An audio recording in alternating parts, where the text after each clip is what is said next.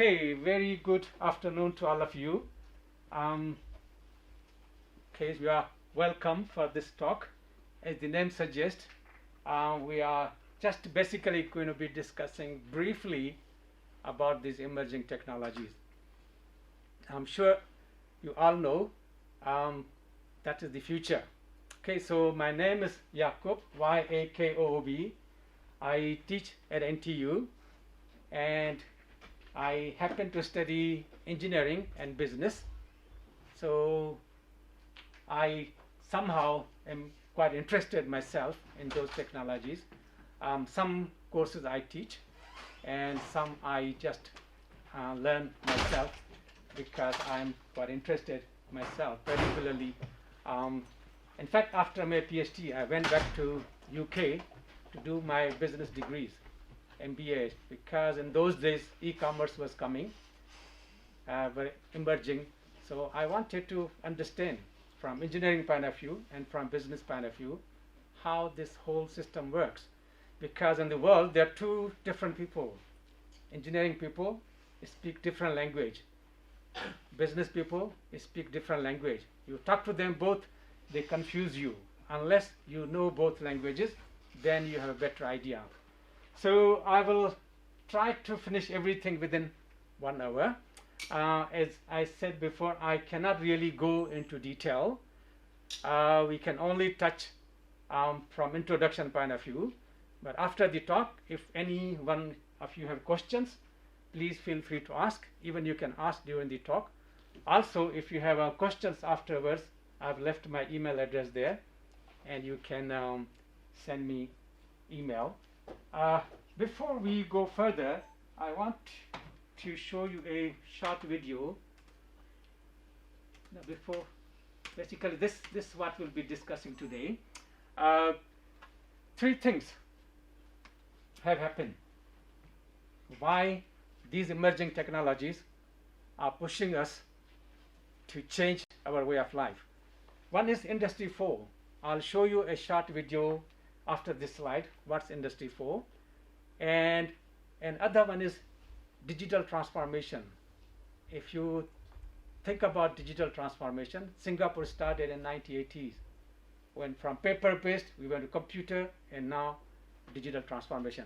Then third thing nobody wanted happen is COVID-19. Whatever governments, individuals, companies wanted to do in 2028 in digital world, they are forced to do it in 2020. And because nobody was ready, and a lot of us was forced to do some things which we were not ready to do, we have to do it, and that is forced adoption. And once we started doing it, we realized it actually is not bad, it's great. And I can tell you, when COVID completely disappears, the life will continue as is, because we are now used to digital world, and we realize it's quite actually convenient, easy, and most importantly, we have started trusting the digital world. Before we were worried what's going to happen to our data. So let me just see if I can show you this short video, and that gives you idea of what is Industry 4.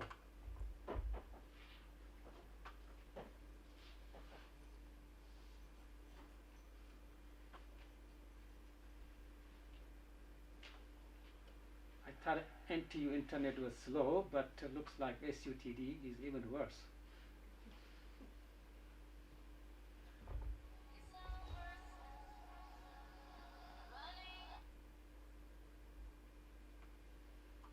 Okay, at least something has come up.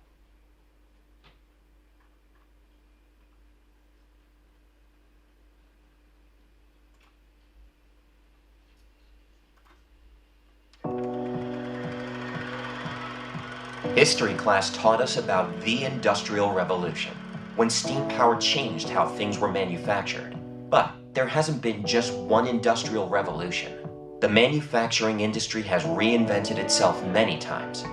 The first industrial revolution is the familiar one. Beginning in the late 18th century, manufacturers used steam engines and hydraulic power in factories to make production more efficient. The second revolution began in the late 19th century when electricity and assembly lines made mass production possible. The third took off in the 60s when advances in computing enabled us to program machines and networks. Today, we're at the beginning of a fourth industrial revolution. Industry 4.0 is about connecting the digital and physical worlds. Today, most manufacturers' key assets are a part of the physical world. The workers, machines, tools, and inventories that drive both the production process and the end product that customers use every day. But emerging technologies allow manufacturers to use data produced by these physical assets to drive insights based on data. These technologies will enable the construction of new solutions to some of the oldest and toughest challenges manufacturers face in growing and operating their businesses.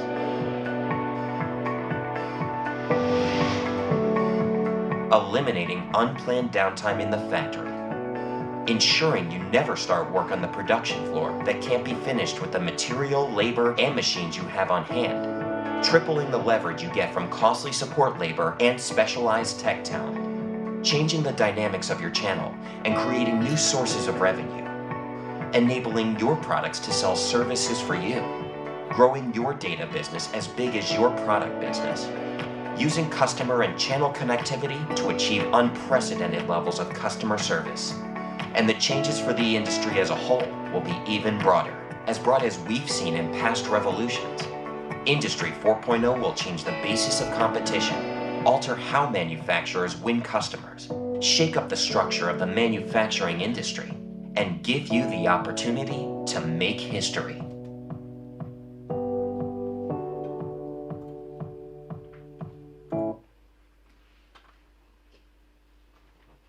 Alexander the Great ruled the world on muscle power. Then came British. They ruled the world on gun power. Today is a brain power. Even small country like Singapore can rule the world because what we need basically is technologies. Industry 4 is already started. Any country which does not adopt Industry 4, they will not succeed. And Industry 4 means a lot of new learning, new skills. We cannot survive what we have been doing before. So these are the 5 big trends. Now we are going to be discussing 4 of them here today. The social business, as you already know, WhatsApp, Facebook, Instagram, how much e-commerce is taking place through that. Of course, today, government's not going to go after them so far, but they will go after them in every country because of tax purpose. So the rest we are going to be discussing.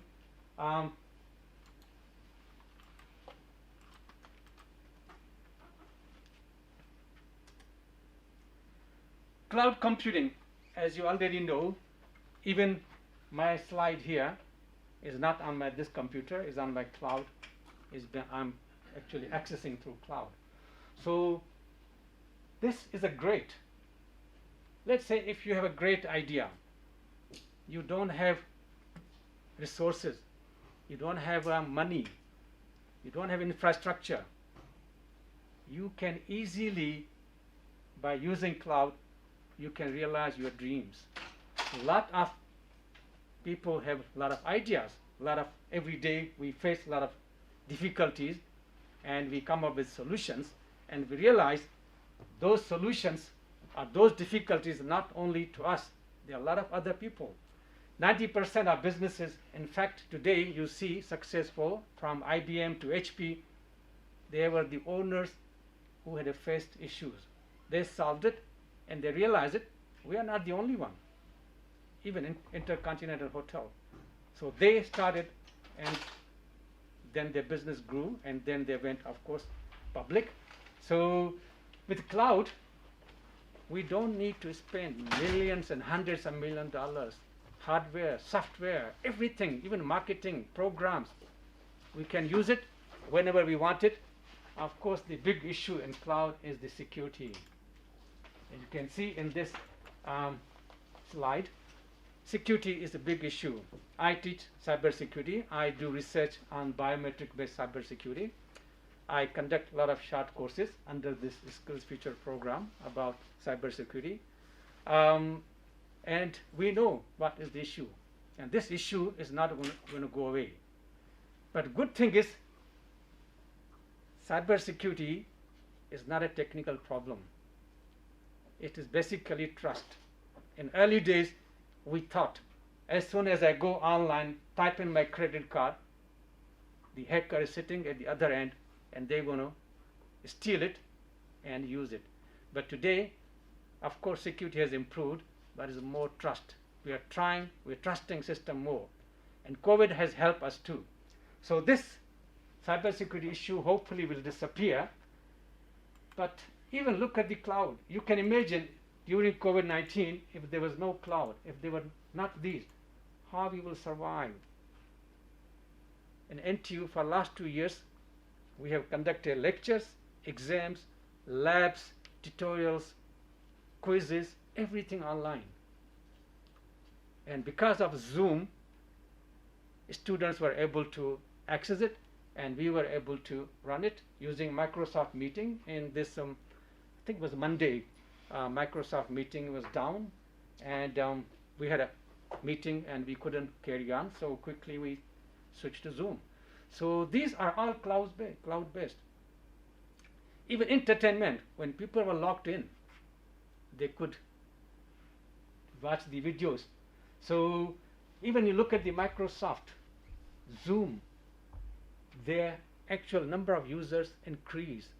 How many people are using these meetings? And even when life is becoming slowly normal, those businesses who were traveling thousands of miles, spending a lot of money, they are not going to be doing that anymore. They will not travel when it's not necessary. And they realize it. In fact, virtual meetings are as good as physical meetings. Yeah, there will be situations where people have to go, but even the medical students, they are doing operations using simulation. The people who fly aeroplanes, they are learning how to fly using simulation, simulators and emulators, and they are virtual. Some are as good as real things. A lot of operations, people who do the laser operations, even the detection of tumor, all these were used, artificial intelligence, medical image processing. I do research in medical image processing. We recently developed a system where it can, you could be sitting 10 meters away. It can in fact measure your blood pressure, heart rate, everything can do it. And now we are trying to use that for agriculture, so we can analyze the insects and detect it as a very small, we call millimicrometer radar, and that's the sensor. And we use AI and machine learning to perform those things. And the doctors even helping. Even sometimes the dentists, they don't know which tooth needs filling, because when they do X-ray, there's some shadow. They don't know really this shadow is really needs filling or not. And that things we're doing. And these are helping doctors to perform operations. Do you know that in USA alone, doctor kills 5,000 people a week? This is a fact. By mistake, not of course on purpose. And of course these things they don't publish, and doctors don't tell on each other, and this everywhere. So with this technology, these can be reduced. This official 5,000 people die in just USA every week, not month, by mistakes of doctors. They give wrong medicine, wrong operations. So this cloud computing market, of course, is growing very fast, and is going to be 1.46 trillion by 2028. All these clouds to manage, it's not just they have a machine and it just works automatically. You need people. You need skilled people. In early days, what used to happen, the electronic manufacturing was done in Singapore, design was done in Europe and USA. Manufacturing was done here, and for example, the almost 90% of hard disk supplied to the world was manufactured in Singapore. Why was manufactured in Singapore? Because they were skilled workforce. There were a lot of manual interaction, and the rejection rate was quite low. 3 rejected pieces over 1 million is called Sigma 6 rule, something in business. Today, it's not done in Singapore. Why? Because it's done by machines. So you have a machine and you have a design you put on a thumb drive, you put that in a machine. So whether that machine is in Singapore or in China, Mexico, Europe, or on the moon, it doesn't matter. It produces exactly the same thing. So Singapore workforce has to change. We need to be now more thinking. We need to design, innovation, and that's why government is spending a lot of money to train people, reskill them, new technology, and also innovation. I teach innovation and technology, project management, and my class has capacity of 460, and there'll be 800 students waitlisting. Everybody wants to do, and they are not business students, they're engineering students, because they know after engineering degree, only technical knowledge doesn't work. You need non-technical. Even though they have technical knowledge only 60%, we teach them 40% non-technical, and all those non-technical classes are full. And they are not full because they're easy. They are difficult. Exam is open book exam. It's all thinking. There's no way they can cut and paste. It's thinking, and it's so popular. I teach another course, cybersecurity. We have close to 1,000 students because people want to learn. When they finish university, when they apply for job, and these are the areas where there's huge demand. So cloud computing can be, of course, different types: public, private, hybrid, and we can pay as used, and we can make whatever cost scalability. So in other words, in this diagram we can see is very flexible, very efficient, and in fact can be used for any business, for any application, and people are using it. Even if you look at these are just a few examples. So from storage to videos online to checkbox, and even using the softwares, we can improve our productivity in the business management and even marketing. There are a lot of cloud platforms. They will help you to do your marketing. In olden days, most important thing was to start your business. Until you start your business, nobody will believe in you. Bank will not lend you money. Today, you can do test marketing in virtual world, and you build your brand. Once you build your brand, then you go to the bank. You want now money to expand, and then you will get a lot of money. So that is, you can do it easily. And even the big data analytic also can be done. What's big data analytic? We'll discuss in a little while. But all these things, deep learning, machine, IoT are the Internet of Things, small devices connected to Internet. By end of this year, we will have 50 billion devices. We have another thing called IIoT. These are industrial Internet of Things, and they are separate. All these are increasing, and when their number increases, they will need more people, particularly in the security area, and you can have these IoTs controlled via cloud as well. Okay, so the cloud computing, again, I have actually limited time, so we cannot go more detail. I better put my telephone here so I know where I am. Already 30:50. So artificial intelligence. Now artificial intelligence idea is nothing new. We had it from the time of Greek civilization. If you look at the Greek methodology, all this is basically ideas came from there. But and also in 1942, British scientist who designed world's first programmable computer, he told in conference, in those days were not conference like that, it was just few people, newspapers, He told them, you tell me what you want a computer to do, and I will design that computer which will do exactly what you want it to do. And that's artificial intelligence. We are trying to make machines to do things which humans can think, humans can do. Not, of course, we have robots. They can keep doing things, whatever, repeatedly. That's great. But we want them to think. And of course, there are a lot of issues, a lot of ethical, social, economical issues. What if the AI-based robots, they take away all the jobs, then what will happen? What if they turn against us? And you already see that Google and Facebook had a programs where they were training those artificial intelligence bots. They were software bots. They were not actual robots, software pieces. And some of them will not follow their commands. And some of them changed their program.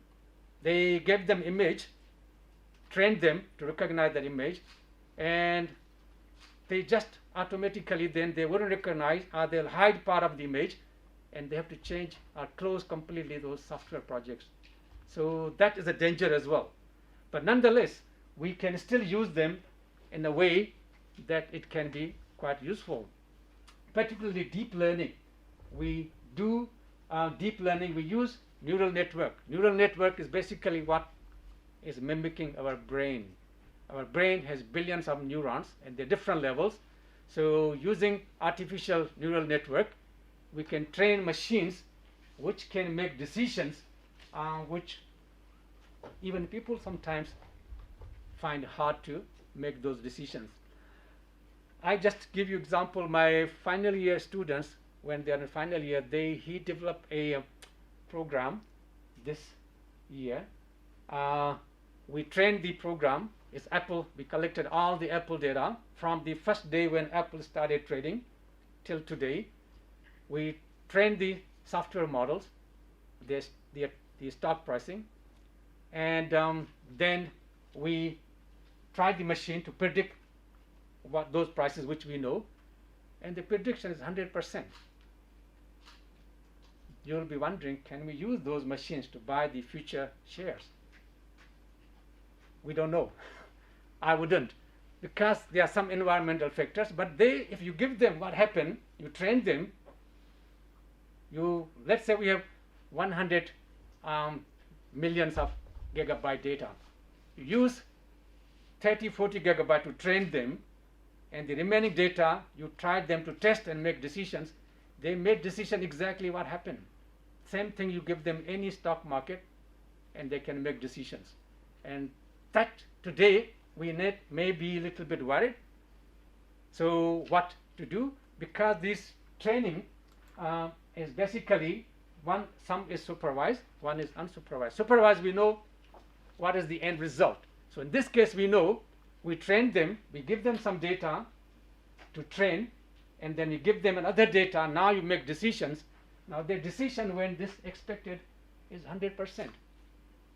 And these are not big programs. These are done by undergraduate students. Of course, we give them algorithm, they implement it, they collect data, and they run it, they perform the actual execution of the program, and perfect results.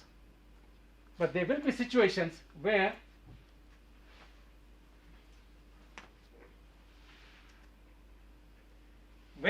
we don't know the result. We don't know what will happen. So in this case, what they can do, these AI-based systems, they can classify them into, okay, this is most similar to this group, this different. They can put them into group, in clusters, and then we will be able to make decision. For example, you give them a group of animals, and then they're not trained. This we don't know what sort of animals, for example, it is, and then classify them. This is a cat family, maybe the lion, other they put this is a different family, and from there we can do further processing, and maybe we can come up with something better. So this is just simple examples. Let's say we want to perform some sort of clustering, and we have a group of data, and then based on that, whatever we have information, and we can categorize them, group them, and these all things can be used in businesses.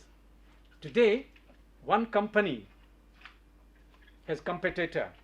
In order to remain competitor, remain successful, they need to know what's going to happen in future. Somebody asked Bill Gates many years ago when he was the chairman still, how come Microsoft is most successful? Other companies go up and down. How come your company is so successful? What do you do? And he said, we start working something which we want to sell in 10 years time. We start working on it now in order to remain competitive. So what's going to happen in 10 years? What product? Of course, we can use AI to remain competitive, and particularly AI is being very successfully used in a business and engineering and other, even medical image processing. And the algorithms are basically, we give them names which look like, wow, they are really artificial intelligence, they make decisions. But actually they are normal traditional algorithms. We have used it before, but we are using them more successfully today. The reason is that in olden days we did not have data to train. We also now, I'm sure a lot of you have heard Java, object-oriented programming. Now these concepts again were not new. First time concept of object-oriented programming, not exactly that word but similar, were given by a Swiss professor in 1930 when there were no computers even. He gave the idea that this could be in the future. People think, you know, what he's talking about. And today we cannot do any program without those sort of concepts. Now where they've been used, even operations in the remote control. Doctors could be sitting in USA performing operation in Singapore, remote control, and that's possible. The recently my wife had a laser surgery done to her eye to correct both, and I was, you know, which doctor, whatever, which country, and the doctor told me in Singapore, it doesn't matter. I said, why? He said, it's not done by doctors, it's a machine. You put the parameters in the machine and machine does everything. So only thing is that doctor has to really measure everything and input all the parameters. Is all done by machine. Doctor just sits there, then comes back, okay, you tested what went where, then can be redone. And she has done it, and she's, you know, telling me that wish she had done it many years ago. She didn't have to wear glasses. She doesn't wear glasses anymore. Both are reading, both far and reading and far, no problem, perfectly fine. So all these are done.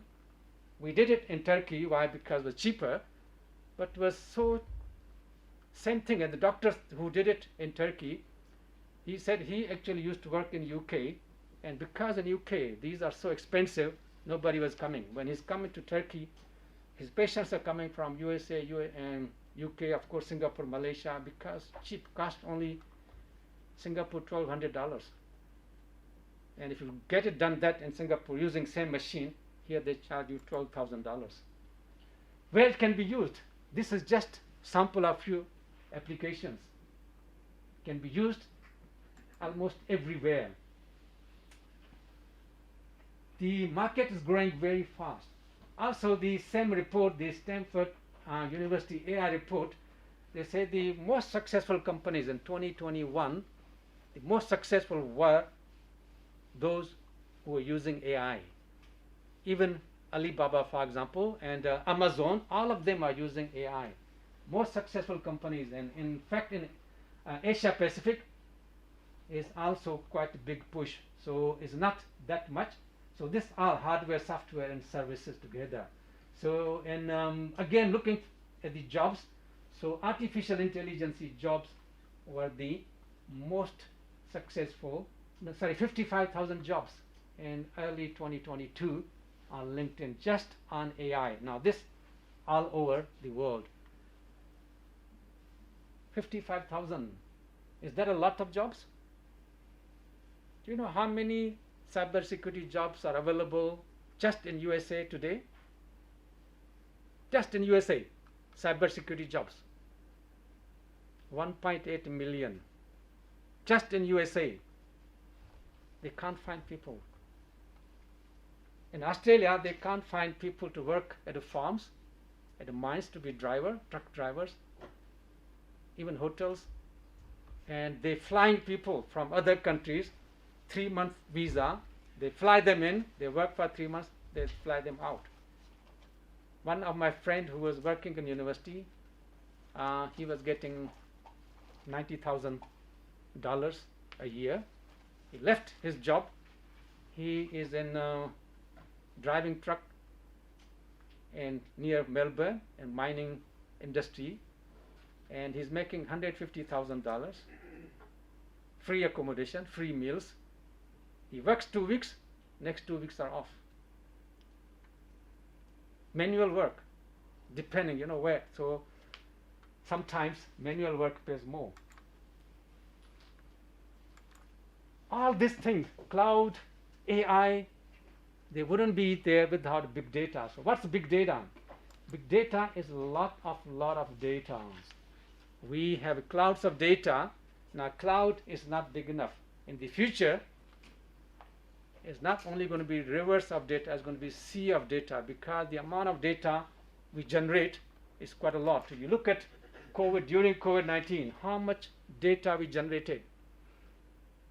A lot of data is good thing, is bad thing as well, because there's a lot of data. Now a lot of data is not useful. We need to restructure it. We need to process it so we can get meaningful information. So we need to process a lot of data. So of course we're generating a lot of data, but this big data is also very, very useful for businesses. Why? Because businesses now have all the information. Whether it's e-commerce or real world business, they've got all the data. They can do their marketing, they can do their prediction, they can do their advertising and branding, and they can even give incentive to people to buy things.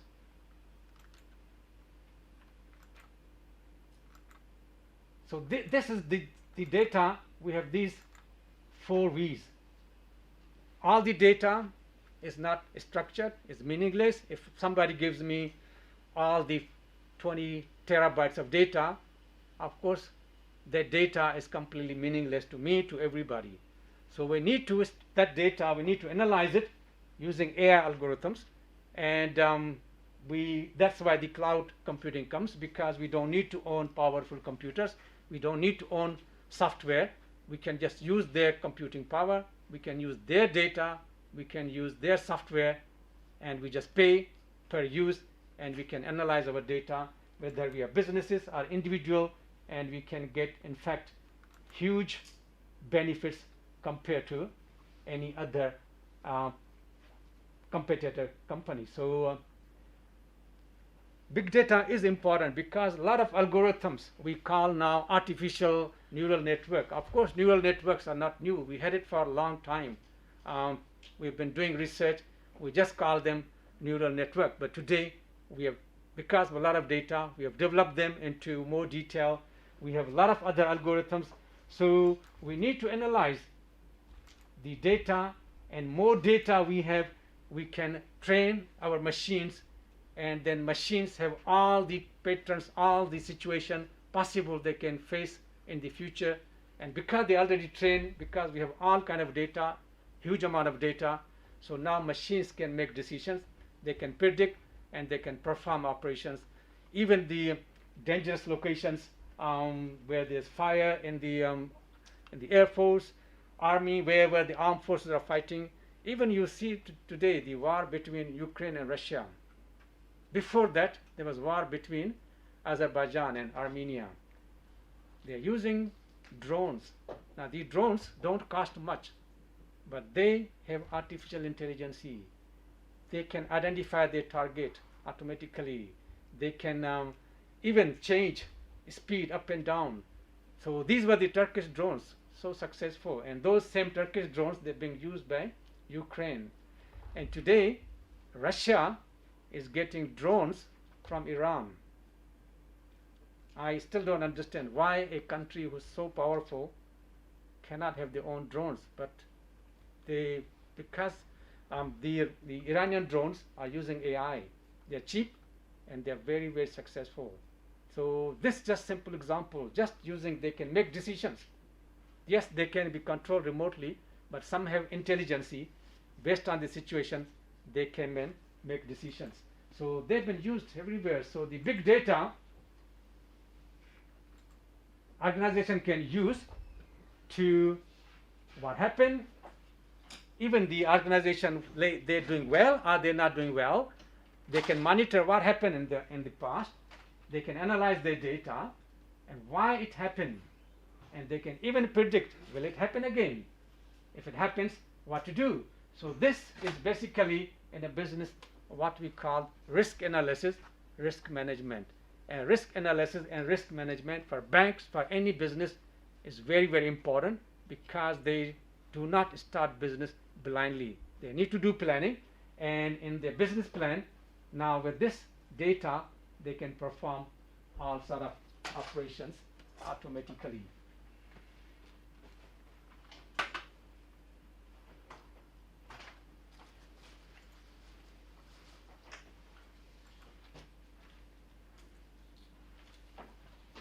Now I'm going to just show you this example, and I'll link it later on, why sometimes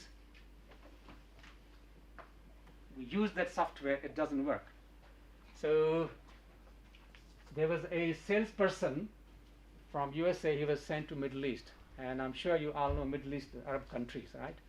So he was sent there to sell Coca-Cola, and then friend asked him, why you are not successful with Arabs?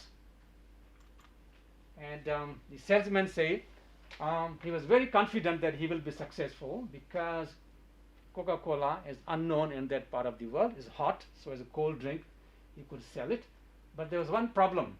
The problem was that he didn't know Arabic, and so he couldn't really do marketing, advertising in English. He has to do in Arabic. So because he didn't know Arabic language, so he came up with an idea to have these three posters. So in the first poster, man is exhausted, he is just almost dead, and he drinks Coca-Cola, and he is running. So that is the idea. So his friend said, that's great. He said, yes, and these posters were put all over the place. And his friend said, that's great, that should have worked. Why it didn't work? And he said, well, I didn't realize the Arabs read from right to left. So to Arabs, man is running, drinks Coca-Cola, and he's dead. You're wondering, why am I showing you this? What it has to do with AI? Why it has to do with technology we are talking about? This is exactly what happens. Companies in Singapore, they will buy software which is working perfectly in Europe and USA. They'll come and use it in Singapore exactly as they were using there, but people are different, ways of life are different. I don't know whether some of you remember or not, we used to have Kmart here in Singapore. Maybe no. Anybody saw Kmart in Singapore? Yes, it was in a shopping center, I think near Raffles Place or somewhere. What's Lucky Plaza? Sorry? Lucky No, no, not Lucky Plaza. Is what's after Raffles Place? What's the next MRT? City Hall. City Hall. Just from City Hall, you can walk to a shopping center. I think now it's connected. I'm not sure. It's still there, shopping center. There was Kmart.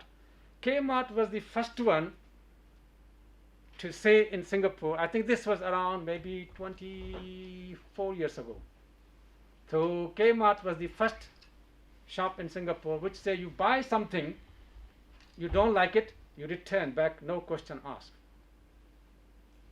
This has never happened in Singapore before. So what people started doing it, buy carton of milk, drink half of it, I don't like the taste, I want to return back. And they have to take it back. Within few months, they closed down. because it was something not people are not used to it. It's not that people are dishonest or something. I've been given a right, why don't I use my right? So something people just buy and I return back. Like for example, today you buy something from IKEA, you can return back after 90 days, no question asked, and nobody returns, and IKEA is doing quite well. So that's the thing, you buy something from different environment and you try to use it. So software and technology, we do exactly the same way. We buy from somewhere which is different environment, different data, different people, different culture, different way how people handle it, even different way how technologies handle it. We use it here, it doesn't work. So that means we must localize it. Make sure it's suitable to environment. Even forget about everything else. Even let's say you buy something which is operating perfectly in your hardware in USA. In Singapore's humidity, it wouldn't work. We don't even think about these simple things. So that's why all these things are great, but we need to make sure that is localized, customized according to local environment. And that's why government cannot just hire somebody from USA, expert, and yes, expert can do those things, but not Delhi. You need to train people locally. And that's why government is spending a lot of money to upgrade skills. Last topic we are discussing is the blockchain. How many of you have heard of blockchain? Almost everybody, right? I'm sure if some of you already know what's blockchain. But before we discuss blockchain, let's discuss how the computer evolved, where we were in early days and then where we are today. In the early days, we had a mainframe and mini computers. There one central computer somewhere, and people used dummy terminals and keyboard to access information. So everything was central.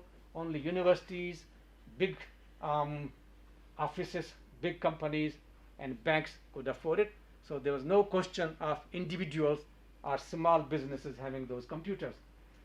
Then came with the rise of microprocessor. When microprocessor was invented, we had microcomputers. Now you have computers which have some computing power, memory, CPU, so you can connect to a server. So you have all the information at a server, and you just log on to server using your own computer. So that is called client server. For example, when you use WhatsApp using your mobile device is client and WhatsApp is server. So even I communicate with somebody, all the communication goes via server. You have Alibaba, AliExpress, Amazon, YouTube, Google, Apple, all these are servers. So they are central, they are keeping information, so all the client access that. Then they thought our computers are powerful, they have internet. Why do we need to go through server? Why can't we talk directly? When I want to hire a taxi, why do I need to go via Grab? Grab takes 30% commission. Why don't the 15% can be shared by the driver and the rider? Why do we need to go via server? Why do I need to buy from Amazon? Why can I buy directly from seller? Of course, we don't trust the sellers. You saw in the newspaper somebody luxury watches 32 million, they can't be found. If those luxury watches was bought via AliExpress or Alibaba or Amazon, you will not lose money. So we don't trust them. So this is basically what happens. So this is called P2P system. So we all communicate directly. We don't need to go through this server here. This Amazon, WhatsApp, whatever, we don't need it. But here, where is the trust? Here, we have this person here, something goes wrong, we can complain. This person says, hang on a minute, you can't do that. You have accepted money, you haven't delivered, I'm not going to pay you. But here, money is gone from here to here, there's nothing. So this has existed with us, P2P network, since 1990s. But how to make these people work together and trust each other? So that's where the blockchain comes. And the main idea of blockchain is basically based on distributed ledger. The record keeping is nothing new, has been with us for 5,000 years ago. And then around 700 years ago in northern Italy, they also came up this idea of the debt and credit, how we can link them, how much money is coming, how much money is going out. So that idea came later on. And today it doesn't matter whether you have small business, large business, individuals, you all have the ledger.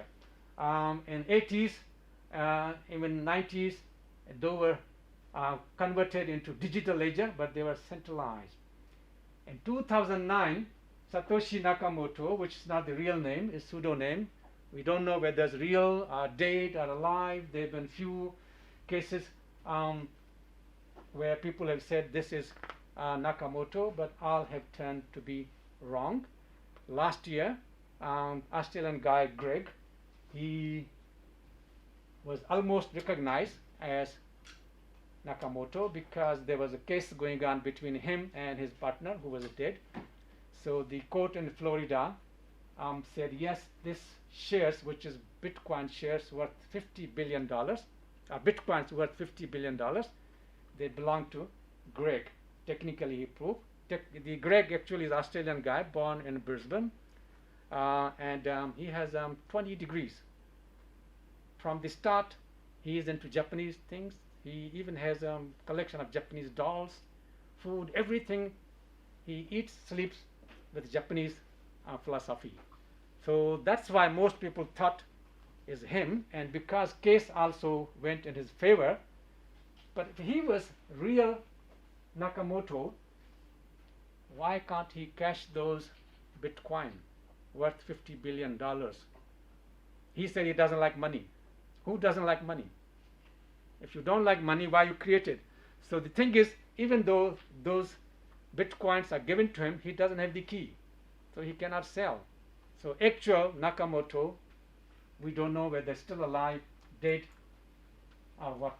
So this gave us the idea that with using this distributed ledger, we can use P2P network, and there will be trust, and we can perform operations in a more secure way, and exactly same way as we do in physical world. So he wrote a paper in which he called it Bitcoin. So what's blockchain? Blockchain basically is nothing but a distributed ledger where all the records are kept in a block, and those blocks then added to the chain, and that's why it's called the blockchain. So it's based on transactions, immutable ledgers, decentralized peers, encryption, census algorithms, and the smart contracts. So what transaction? Anything we do, we want to record it, that becomes your transaction. For example, I go to a shop at Archer Road, buy a shirt, and that shirt will have receipt, and I can add to my block as something. Let's say that my shirt I tried at home, it didn't fit me, so I return back. That will be another block. I cannot just change that whatever I did before, I cannot just erase it. So any correction has to be done by adding another block. So in other words, once I have a block, I've added to it, to my chain, that block cannot be modified, cannot be erased, cannot be deleted. Any corrections, any additions, I can do it by adding another block. So that is the transaction. Now this means, let's say I bought a car, I have a receipt, new car goes into my blockchain. I had an accident with my car, I got it fixed, that information goes into my block. Something I serviced the car, whatever. So now when I want to sell that car, all the history is there, verified. So now I don't need a dealer or agent to give me assurance that this car is good enough.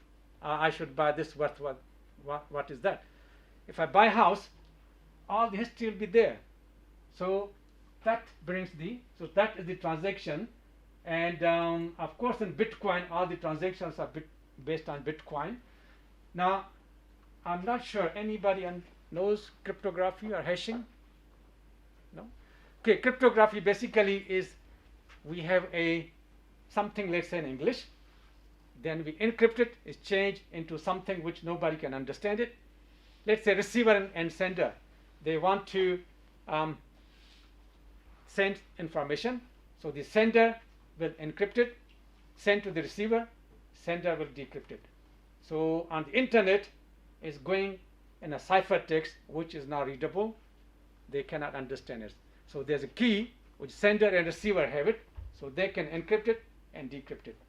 Hashing is another algorithm, which means if I have a message, I send it, if there's even one character modification, that will be detected. So in here we are using hashing. So the first block, of course, this doesn't have a previous block, but all the blocks, they were block before and block after. So here in this block, if I want to make any changes, it will affect this block, will affect this block, and will affect every block. So in other words, if I have one block, 1 million blocks, if I want to make small change, I have to change all 1 million blocks. And because these blocks, everyone who is on the blockchain, they also have a copy, is impossible to modify any record. In other words, corruption, there's no question of somebody corruptly, illegally modifies any data. Then we also have decentralized. Okay, so because it's decentralized, so it's distributed. So in legacy, all your data is here. So you can bribe this person, or you can hack to the system, you can make changes, because this is central data. There's administrator, you can modify it, you can change it. But here, it's not centralized. All these are hashed, encrypted. There's no way anyone can modify, anyone can change information. It's out of the question. And encryption again is used, so all the blocks are encrypted. So blockchain, some blocks are public, some are private. We also have consortium blockchain, which is hybrid. So public blocks, for example, can be viewed by anybody. Let's say we take example of HTTP. So government has a HTTP blockchain which has some private blocks and some public. Public are those which everybody can see when this HTTP was bought, when it was renovated, what price was, so that information. And there could be some information which government, for example, doesn't want people to know, when this will be renovated again or whatever conditions. So in other words, all the information is available which is accurate, and this information has been added, verified, and everybody has agreed. In Bitcoin we use proof of work. In others we can use other consensus algorithms. Now why Bitcoin uses proof of work? In Bitcoin it's public, anybody can join it, anybody can have accounts, and at the end the decision will be based on majority. So because public, let's say I can create 1 billion blocks, then I will have control. I can always vote this block is correct, add it. So in order to stop that misuse, the Nakamoto said we need proof of work. So proof of work is basically miners. So this is how, when these people, if I was the only one, I can, not only one, if there was no proof of work, I can add 1 billion blocks. But Nakamoto said no, this will lead to corruption, misuse. So if you want to have 1 billion blocks, you can have it. But now, in order to vote, you need to solve a puzzle. In other words, you need your resources, show proof you have done the work, and of course that puzzle will take a long time. So if you are able to do that, if your 1 billion accounts all are solving puzzles. Whoever solves puzzle first, they have only right to vote. So this was done to stop that misuse. But other systems don't use this. They have other ways to, other consensus algorithms. So in this case, what happens? Someone requests a transaction, and that is transmitted to everybody who is on that block. They validate it, and then once validated, that will be added at the end, and that once added cannot be modified, cannot be erased, cannot be changed. So the Bitcoin doesn't have smart contracts, but the other have smart contracts. Now these smart contracts are basically when you buy, let's say you buy insurance. When you're buying insurance, they'll tell you yes, this, yes, yes, yes, yes. When time comes to claim, they say no, this is not applicable, this under different conditions, you cannot claim this. So in this case, you have a contract where there's insurance, where businesses, even when you're working for somebody, you have your job contract. All these are already in the system, and when condition is true, they will be executed automatically. No need to apply, no need to lodge a claim. Everything will be done automatically. For example, you have a travel insurance, and travel insurance, the smart contract says if your flight is delayed by an hour, you'll be paid this money. So as long as flight is delayed, you approve, you add a block, and automatically money will go to your account. No need to lodge, no need to ask the insurance company that my flight is delayed, so you give me my money compensation. So all the contracts between parties, you, for example, you're buying shares, you can set the rules. If share price goes up to this price, buy it. If it goes to lower to this price, sell it, whatever, and those can be executed automatically in real world. So where it all started, it was in 2008. Nakamoto wrote a paper and he called it Bitcoin. So Bitcoin basically is nothing but a peer-to-peer distributed ledger, and that's what is based on. So digital signature is basically another way in digital world to authenticate people. So here they use authentication, they use peer-to-peer network, and for the consensus algorithm they're using proof of work, and it has all the public history. That means everything done in the block from day one till now is stored, and everyone has copy. So nobody can claim that. I think time is running short. Already 14:30. I'm not. Is there other class here? I think I continue for now. Can continue a few more minutes, is it? Okay. So this is one example. Let's say party A wants to send money to party B in Bitcoin. So that will be a block will be created, and that block will be broadcast to all the members, and those in the network. Then if it's Bitcoin, then the miners will approve it, solve the puzzle, and then approve it, and then block will be added, and money will be taken from A sent to B. Let's say you have a manufacturing, for example. Okay, so the order is submitted, and that is then broadcast to all their P2P network, and the transaction then validated by the network.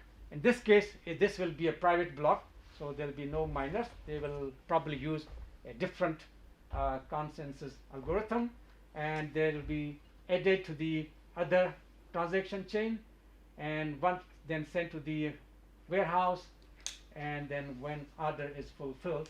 So that could be in a business world, the block can be created that way. So there are three types of block. One is public, private, and consortium. And consortium basically is semi-private.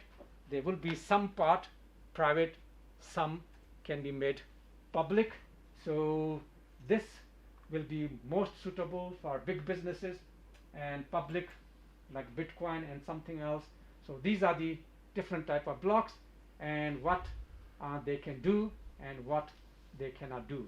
So the public, of course, is available to everybody, and private only the members and consortium will be those selected people, maybe top management or whoever is in charge of what department. They will have the power, and the rest will not have power to make decisions. This is a problem in current businesses.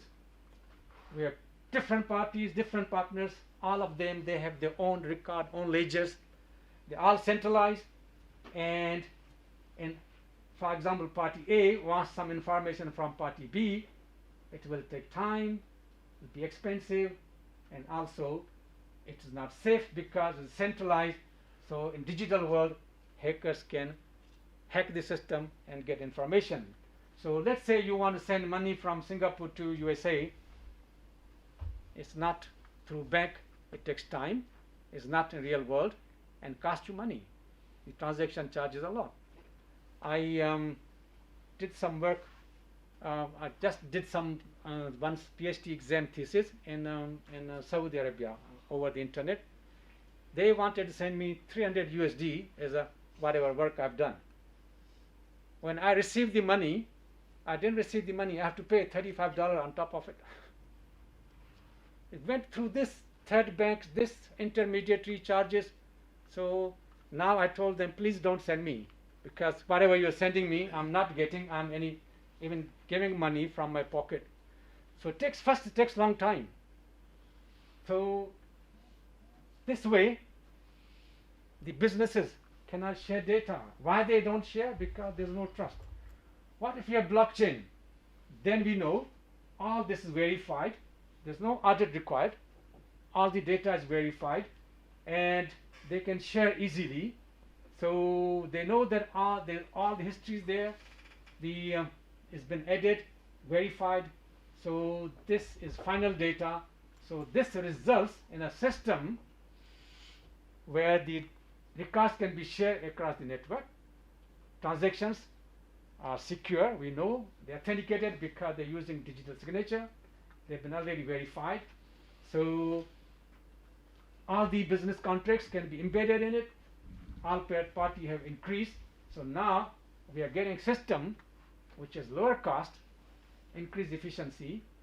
And in digital world, if we just take example of sending money from Singapore to USA, it is done in real time in digital world. It doesn't cost much and is done immediately.